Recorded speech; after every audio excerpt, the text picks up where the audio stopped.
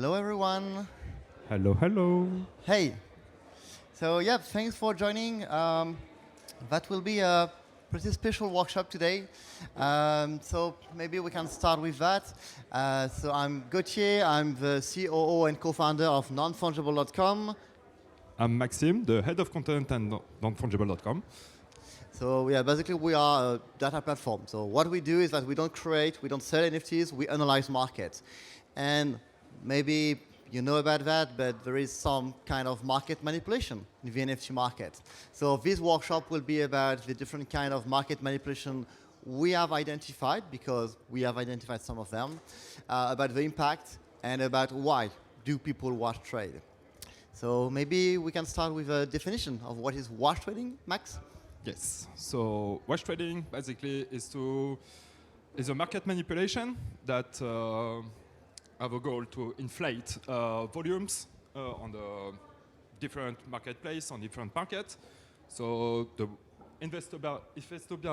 definition is wash trading is a process whereby a trader buys and sells an asset for the express purpose of feeding misleading information to the market.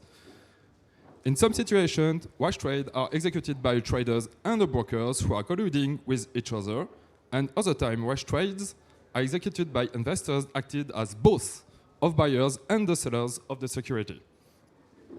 So wash trading includes any purchases or sales made not for the sole purpose of buying, selling a product. So here's some more concrete examples. So in the NFT market, there's some marketplaces who incentivize the trading with token rewards, and this is what we are going to talk about today. So yeah, actually there are three main reasons to wash trade. And maybe that's the first important thing to understand about market manipulation is why do people manipulate or try to manipulate the market? Because once you know why, you can pretty easily identify where it happens. So the first one that Max mentioned is basically when you get a reward, when you are paid basically to trade. So it's not obviously to wash trade, but just to trade. So basically when you purchase or sell something, you make money. Of course, that's a good reason to manipulate the market.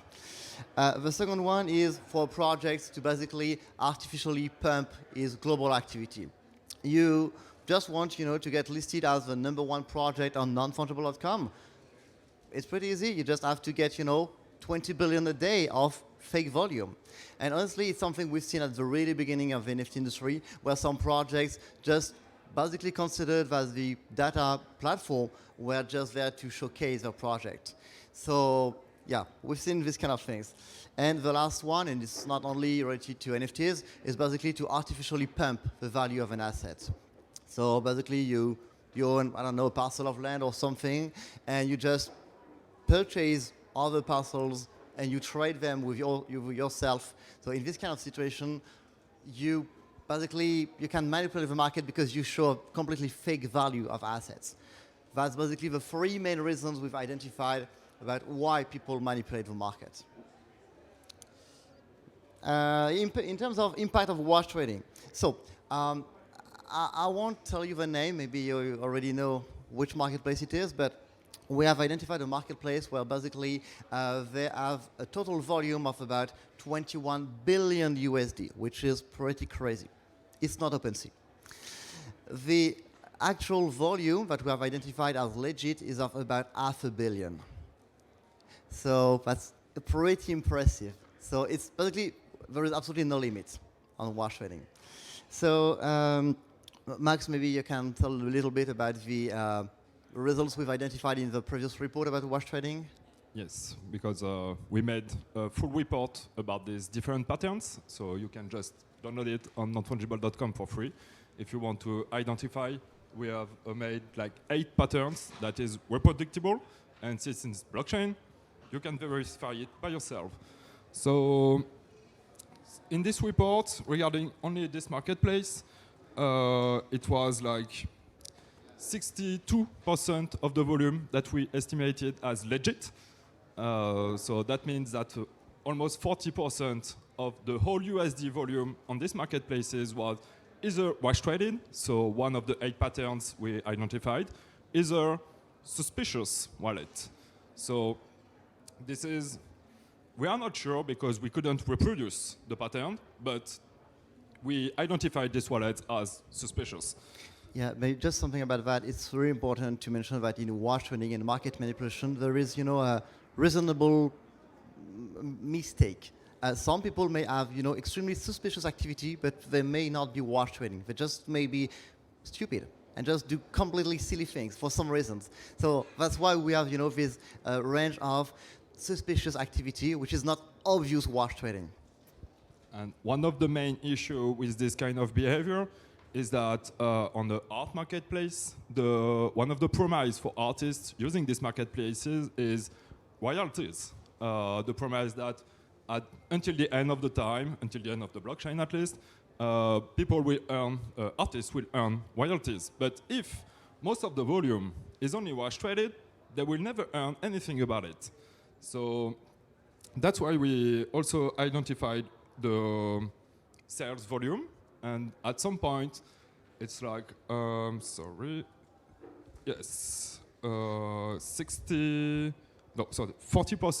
of the sales volume was only 1 or 2 sales, and that means after that if an asset was sold 3, 4, 5, 6, 7 times, it were very suspicious and not part of the secondary market. Yeah, actually, what we've identified is pretty crazy. Is that some assets, some artworks were basically traded 10, 20, 100 times per day, and between sometimes only 2 wallets. Sometimes we've identified, and we'll get into that a little after, but we've identified extremely complex patterns. So it's really funny because it's really like fighting against viruses. Basically, they will always get smarter and smarter. Even if you identify them because they are really basic, like A trading with B, at some point you get some extremely complex patterns and you have to chase them again and again and again. So what we've identified, to be honest, at some point was really looking like organized crime. I mean, that was completely crazy. So yeah, it's something, as Max said, the complete report is available for free on fungible.com if you want to have a look at it. It's been published about a year ago, but it's still up to date, actually. Because just to give you some why people are wash trading, for a time, for like 4 or 5 months, the weekly rewards was around $400,000 each week for the best traders and best sellers. Mm-hmm. So this is why people were wash trading, just to reap all the rewards. Yeah, people made a crazy amount of money with that. We had a question right there. Yep.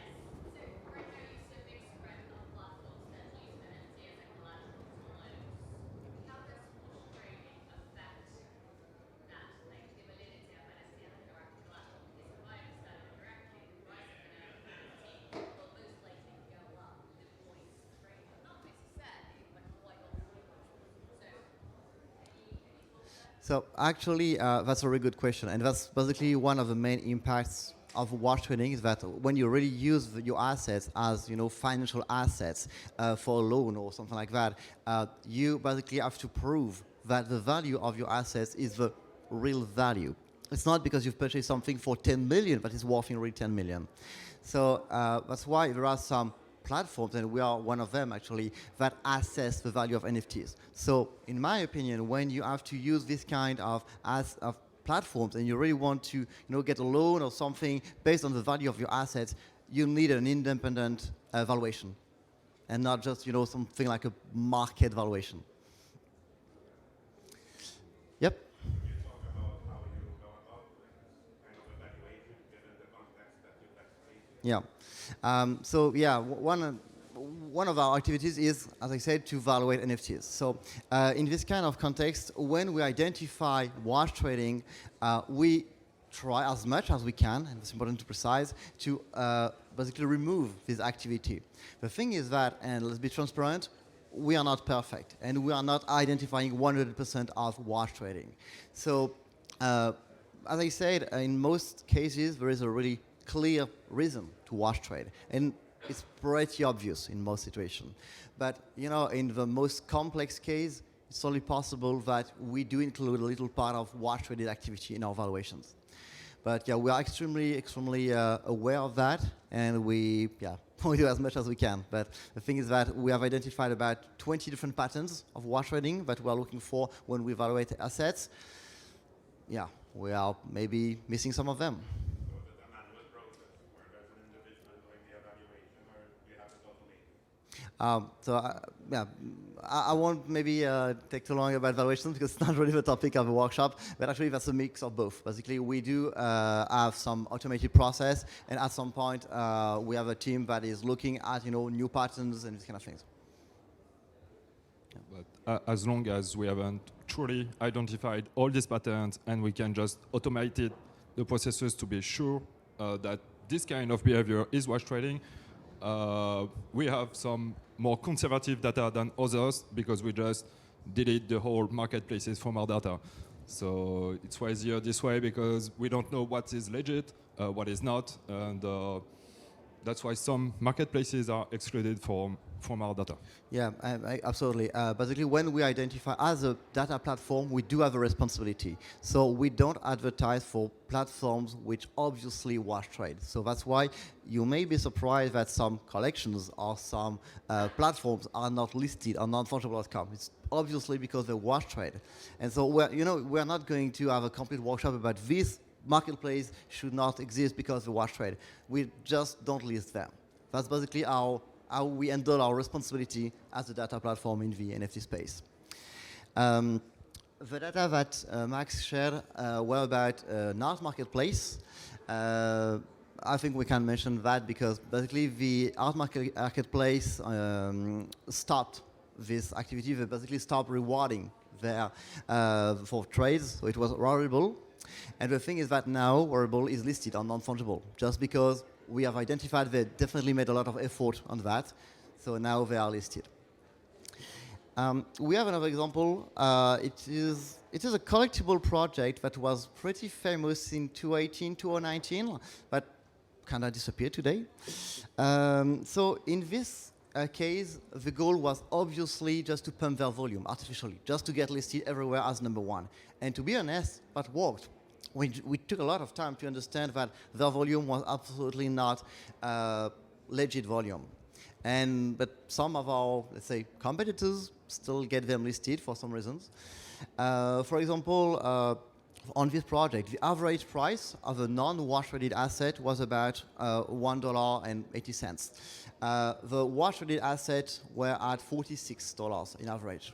So it means that it's not only about just trading assets just for nothing, it's as well for a completely fake price. Basically, we've identified an asset being traded up to 625 times in a single month. That doesn't look like a human activity at all. And some of the metrics about that, 68 assets have been traded more than 30 times a month. So it basically means that the wash traders just focus on some assets. They don't really care about wash trading a lot of them. It's just basically they take a couple of them and they wash trade as much as they can. Just because in this case it was bots. It was obviously bots. So they were just basically taking a couple of assets. And honestly, if you look at the volume, you have some charts in the report. It's absolutely obvious. So yeah, basically on the top monthly volume, the legit one, was about 20K per month. The top volume, including the wash trading one, was about 170K. So basically, 80% of the activity was wash traded. So that's basically the kind of things we are looking for. So the thing is that we can't avoid wash trading, but we can point it out. We can basically educate people about it. We can educate marketplaces as well if they want to collaborate, of course, because we want them. And well, We do have another question. just Yep. two of- Bro.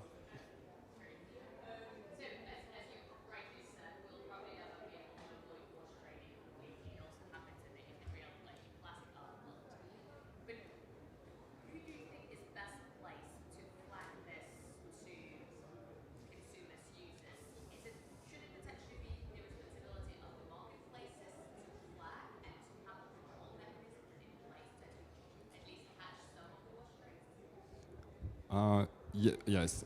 Actually, in our opinion, the marketplace is responsible because when there's a lot of wash trade on this platform, it's because they incentivize the rewards.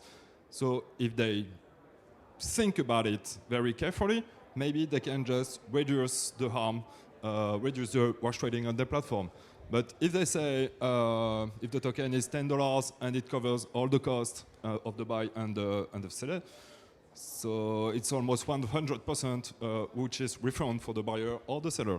So yes, this is their responsibility, and they can do something about it just by modifying the tokenomics. To think about the tokenomics in the first place, but it really depends on what they want to do in the market. If they just want to, hey, we are here, we are new, just come here, look at the volume. Well, Yeah. it's up to them. And that's actually a double-edged sword for them because, to give you a concrete example, we have been reached out a couple of weeks ago by Bloomberg. Basically, they had a lot of questions about a specific marketplace that had a crazy volume, and that basically doubled OpenSea. And the thing is that this kind of media are interested in this kind of volume because they don't know there is any kind of wash trading. So, of course, this marketplace is not going to stop wash trading at all. So I personally think that that's the responsibility of the marketplace when they want to, and of other, let's say, trusted third parties, and we try to be one of them, to just educate, to have this kind of flags. So that's definitely something we would like to implement in the near future, to have something like a flag about the rate of suspicious activity. As I said, we can't guarantee it's fake one, but it's definitely suspicious. I just wanted to add something before other question. Since it's the blockchain is immutable, there's no going back. In our good practices report, speaking about wash trading, there's some solution that we propose that is not really to ban every actor that is doing this. I mean, they just hacked the system. So there's a way, but maybe not very conventional. So there's some experiment that needed to be experimented, but yes, it's complicated. Definitely to just prevent at 100% wash trading is super complicated. Yeah, and just right after, and just one thing about that, it's a point that has been mentioned by a pretty large collector in a previous report, is that basically whatever you do with your wallet, it's for life on the blockchain. So if you wash trade, you are basically a wash trader. So this wallet is basically famous as having some kind of suspicious activity. So of course they do use other wallets, but at the end of the day, there's always a way to link them together. And that's basically what we've done in the report, is to create this network of wallets to identify that this wallet most likely belong to the same person because they definitely have the same activity and they transfer assets to each other. Yeah, you had a question, yeah. We're talking about different wash trading patterns that you have identified, and one that you mentioned, let's say, was the amount of transactions per month, for example, of flags as a bot. Could you just give an example of like more complex or like less easy identified wash trading patterns? That's actually the second part of the workshop. we are actually going to show you. That's why we do have oranges here. It's not just for the decoration. We are basically going to illustrate some of these patterns. You get a better sense of how it works and how some of them are really tricky. So, Go ahead. okay, so 2 more questions, and maybe we can just jump to the particular example. Yes, just and after you. Go ahead.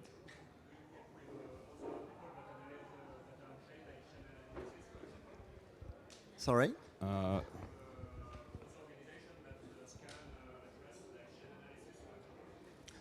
Basically, no, because we do the exact same job. So at the end of the day, no. I mean, we do track the blockchain directly. We don't rely on any API or something. So, sorry.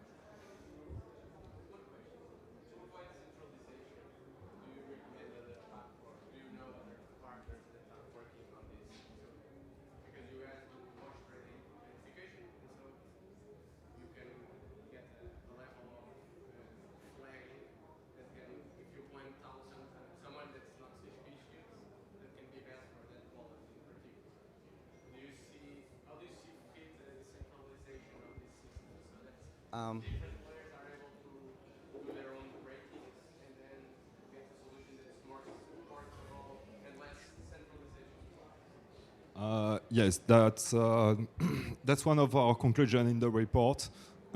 Maybe one of the best practices for marketplaces would be, if they want to reward the traders, is to create a parallel place that rewards in a very decent way the hackers and wash traders. And maybe, for example, if we know the pattern you are using, you will not earning rewards. So please, wash trade, please do it, but on this part of the marketplace, and leave the normies alone, because they want something healthy, they believe something in the marketplace. But if you go to these isolated places, if you are a hacker or if you are a wash trader, you will be rewarded very, very well, but please don't impact the others because they did not ask for anything. Maybe if there's a clear separation of both markets, one place that we know that it will be only burn wallet, only wash traders that want to have fun and earn rewards, maybe it's a solution to just limit the wash trading on the other platform, because if we identify this kind of new patterns, advanced patterns, then automatically you won't be able to do it in the other marketplaces, or you will be banned in an automatic way. He was just kidding. Don't wash trade. Don't do it. Really.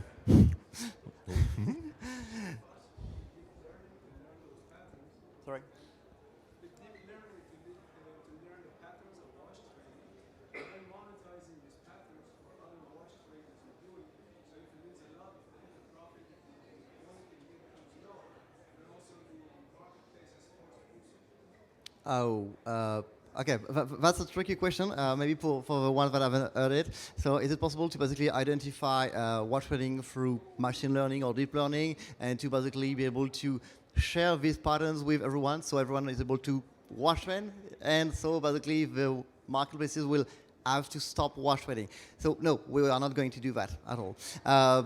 So yeah, we are basically able to identify wash trading using machine learning and this kind of technology. That's what we do today. The thing is that no, we don't want to share these patterns in order for people to do the same.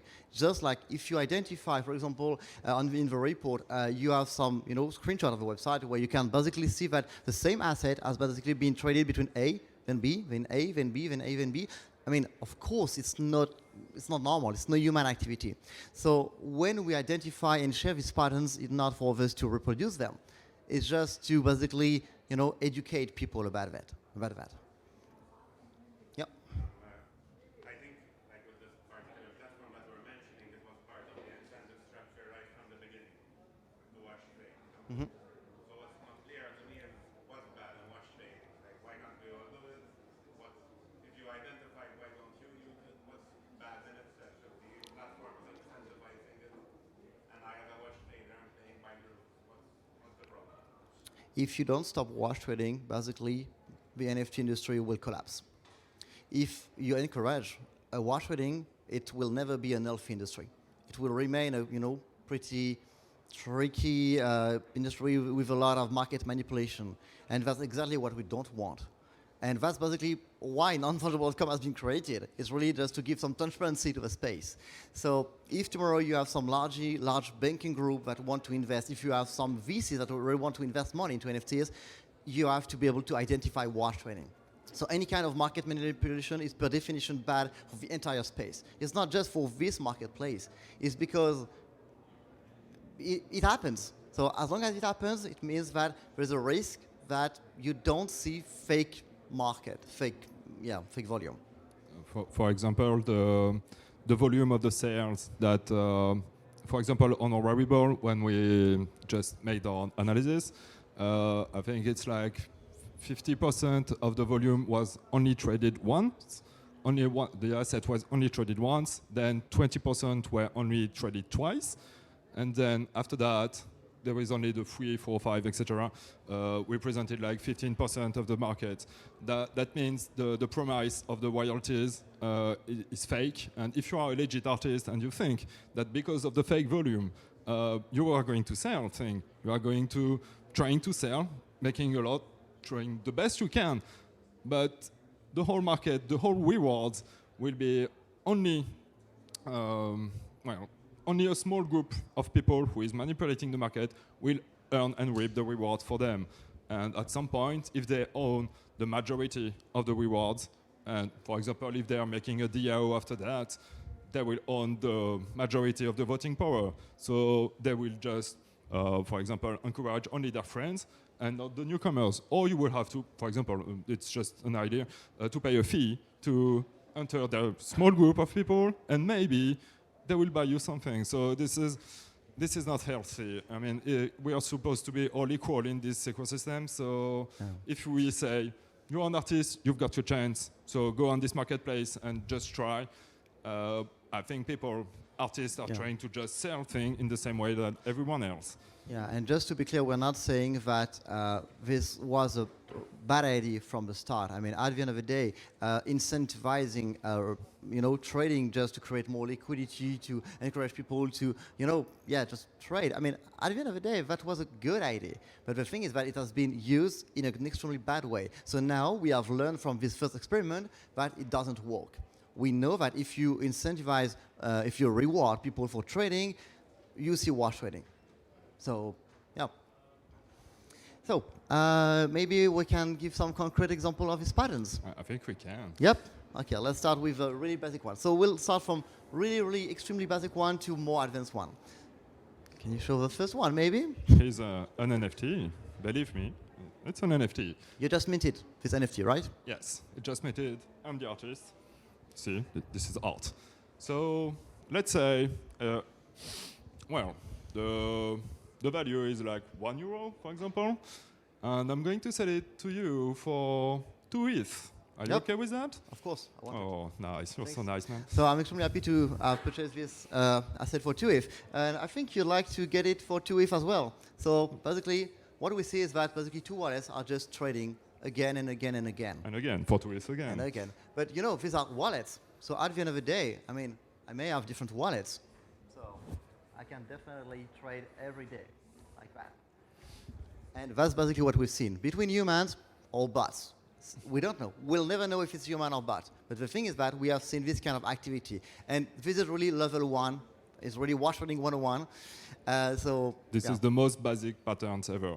So if you notice that just 101, definitely this is something wash traded. So there must be a reason behind it. But this is the most basic patterns you will ever find, again, for wash trading. You explain what happens in the background?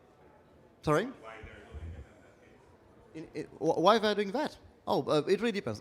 For the different reasons we've mentioned, so basically pump the volume artificially for a project or just, get the reward, but works in both ways. So basically, this pattern has been used in both ways, on this art marketplace or on this collectible project we've mentioned. So this is really an extremely basic one, but at some point, as they know this is extremely visible, they've getting a little smarter. Let's have in mind that there is the weekly rewards, which is $400,000 every week for the best sellers and the best buyers. Now we are 2 best seller, best buyer, because I said 2 ETH. Could be 20 ETH, actually. So at the end of the week, if we are both the best, we reap all the rewards. And for 20 ETH. And the thing is that I know at some point, this asset is basically a disposable asset. We don't really care about it. And the value of it is completely fake. So that this asset, even if initially that was a real one, it's basically dead. Just because the value of it was completely faked. So it will never be able to be purchased at a decent price by someone, just because it has been part of this mechanism between us. But the problem is that this pattern is really, really, really visible. So if the creator of the marketplace just noticed that, well, the reflex is to ban the 2 wallets. Now there's a more complex one that we noticed that is a little funnier. Yep. Just go ahead. Do you mind just taking this orange and just passing through think the to group wash your hand like after, that? please. Because I know that these people are crime. I don't know you guys. I know these guys. You just get the orange. Oh, come on. I was not supposed to go that way. Go back this way. No worries.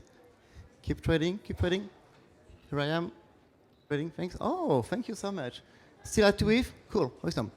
So basically, this kind of things where basically you don't have only two partners in crime, but you have 2, 20, 100, and at the end of the day, you see the same asset being traded in the exact same way. So basically, what we've seen is that every day or every week, basically the same asset is doing the exact same, different wallets. So it's way more complex because at the end of the day, it may never go back to me, but Yes. this is exactly the same way every day for different assets. So yes, the pattern here to keep in mind, the price may change, but the pattern here is the first seller is always the last buyer. That means the asset can turn around everywhere, can be sold or buy at any price, but at the end of the day, the first seller just have his asset back at the end of the day. Regarding an art marketplace, that means that, I really love my artwork, so please, I'm going to buy it back, even if I have the secondary volume, just give it back to me at the end of the day. Yeah. Well, what we've seen is that usually the price decreases over time, just because you have gas fees. So usually the price decreases slightly over time because they have to reduce the price due to gas fees. So We don't have enough oranges today, but we've seen some other ones that we're going to share. So basically, let's say that each of you guys have an orange, an asset, an NFT, whatever, and you basically sell it back to the other side of the room. And you do that every week. Or basically the assets will disappear from your assets because you just really don't care about them. But at the end of the day, you have done some volume, so you'll get a reward. And that's the same for you. You've purchased something, so you'll get a reward. So, we have identified patterns like that where basically 20, 30, 40 different wallets were having the exact same behavior at the exact same time. Every week, 2 weeks, 2 days. Yep. And there's a reason behind the exact same time. There's a very precise reason. I spoke about a weekly reward. But when this reward is calculated, let's say every Sunday, for example, and the reward is Monday. So why these people are trading only on Sunday, and this is let's say, you four are having fun every Sunday, exchanging assets amongst others, then returning back only on Sunday. It's because they calculated the whole volume of the week to know, okay, how much do we need to trade to reap the rewards? Because we are at some point that since the process is completely automatic, the calculation will be automatic at 2 a.m. on Sunday. So we trade this day particularly, then the smart contract just calculate everything, and we have the reward on Monday, like it's normal.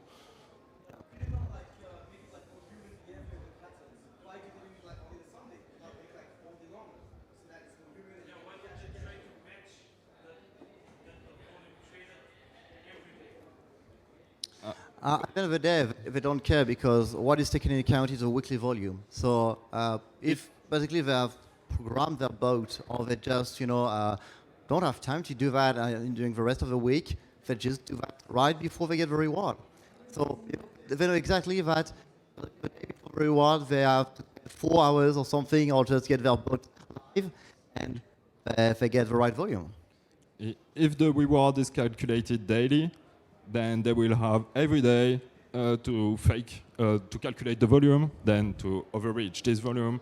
If it's weekly, then why will you risk to make some wash trading on the week because the reward is calculated on Monday or on Sunday?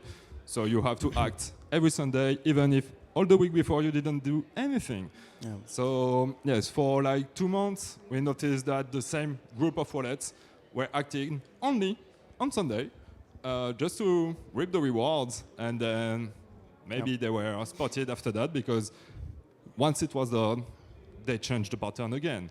Yeah, and you remember this marketplace we mentioned where basically there was 21 billion of total volume for only $500 million of legit volume. This is a daily reward. So every day at between 2 and 3 a.m., you get 80, 90% of the total volume, which is done between 2 a.m. and 3 a.m. every day. And I think the reward is given at 3 a.m. or 3:30, something like that. How surprising. Yep.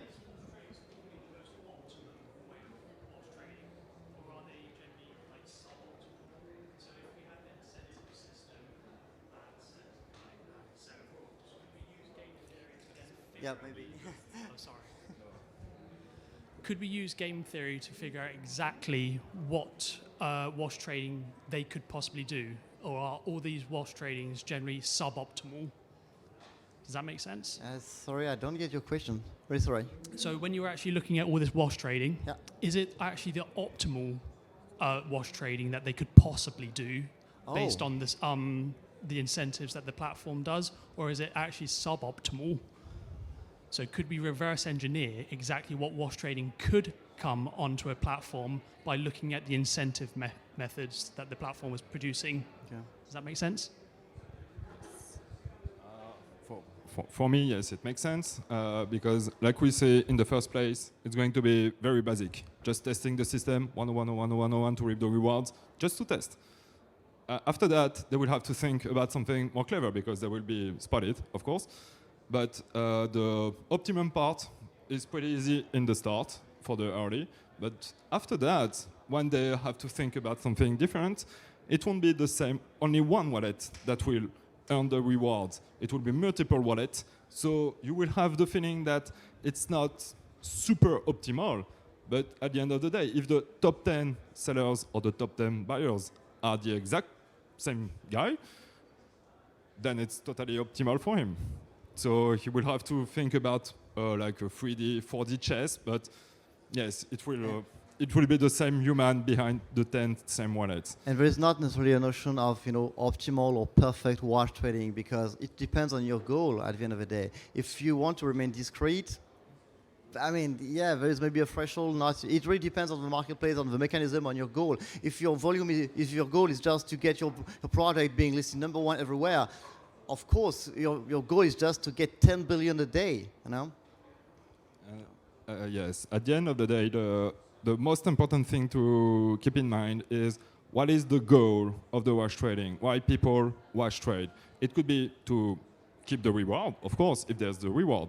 But if you are, for example, creating a marketplace and you want volume on your marketplace, but there's nobody after 2 weeks after launch, you will be tempted just, to create some wallets and to fake some volume, just to, hey, we are here, look, there's volume here. But at the end of the day, this is wash trading. So it really depends on the goal of the wash trader. Yep. So that's why the definition of optimal wash trading can be very changing.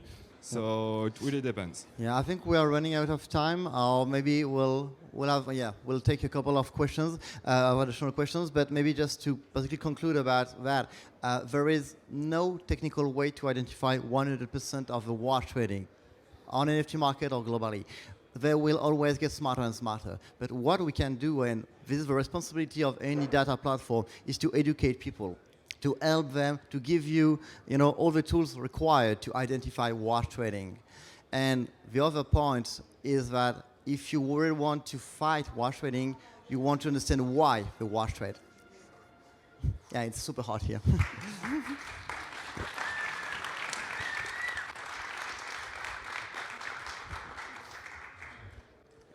Any additional question? Yep. I mean, I would like to say that we are more than that. So, no, actually, more or less, because we are really hyper-focused on NFTs. So basically, our services are more around, evaluating NFTs, about identifying the community behaviors, the behavior of some of the whales. I mean, we are really focused on really identifying everything related to NFTs. So we'll never be as agnostic as Chainalysis. We'll never be, focusing on cryptocurrencies, for example. So yeah, that's why we are, let's say, in a niche market, if we consider NFTs as a niche. And yes, since we evaluate the education part, Chainalysis have the both part, the crypto and the NFT part. So they can figure out where the money goes. They can follow the flow of the money everywhere. But this is not our goal at Non-Fungible. We really provide some educational stuff, and we promote auto-regulation of the market, because since it's a new market, not regulated yet, this is the only way to have a healthy market right now. So we can speculate on how the market is going to be regulated. So right now, the fact is, we have to self-regulate the market. That's why in our report, we didn't publish any of the wallet addresses, only the patterns to say, okay, if you're a manager of a marketplace, here's some patterns that if you just see it, act accordingly.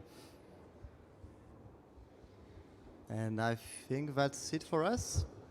Yep. Thank you very much.